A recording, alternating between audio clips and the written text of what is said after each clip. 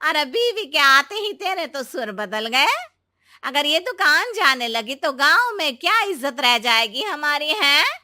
लोग क्या कहेंगे? ये कहीं नहीं जाएंगी बस। हाँ।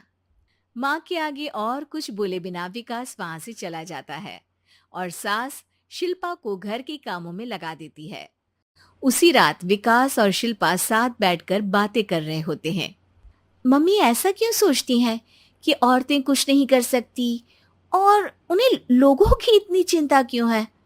पापा की डेथ के बाद माँ ने दुकान संभालने की कोशिश की थी, पर लोगों ने उल्टी सीधी बातें सुनाकर उनका आत्मविश्वास इतना गिरा दिया कि वो कुछ कर ही नहीं पाई और सोचने लगी कि शायद औरतें ये सब कर ही नहीं सकती, इसलिए उनसे भी नहीं हुआ।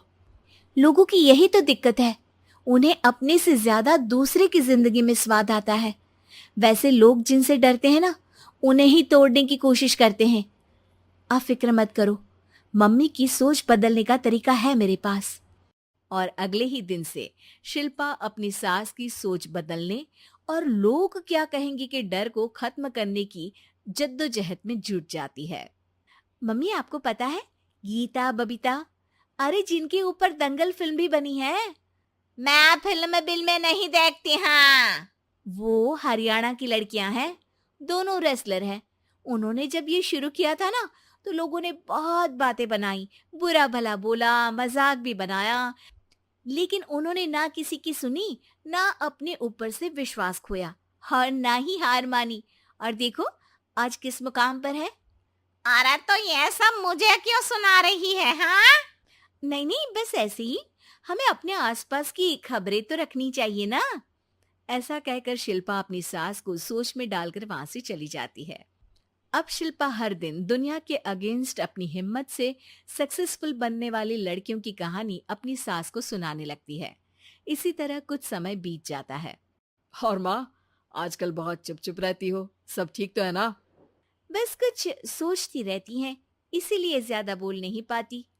ऐसा क्यों अम्मा, कोई दिक्कत है क्या? अरे तेरी पत्नी ही दिक्कत है? मैंने क्या किया?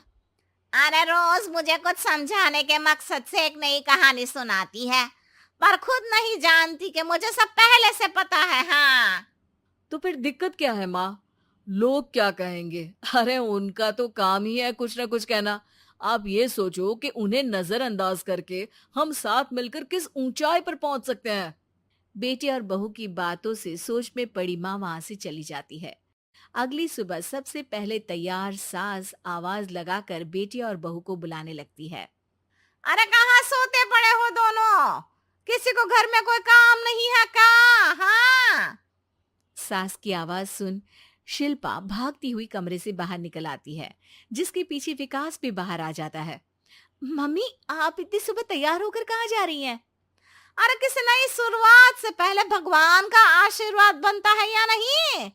मैं सीधा दुकान जाऊंगी, तुम काम निपटा कर आ जाना है।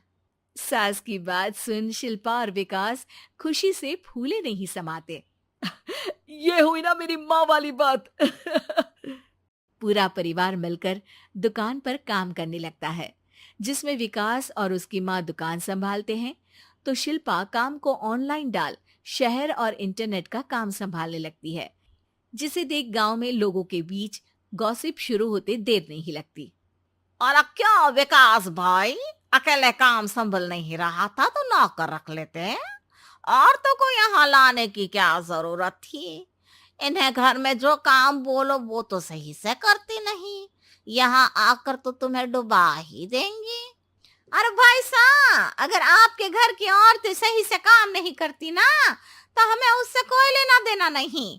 यहाँ आपकी पंचायत के लिए किसी के पास समय नहीं है। हाँ।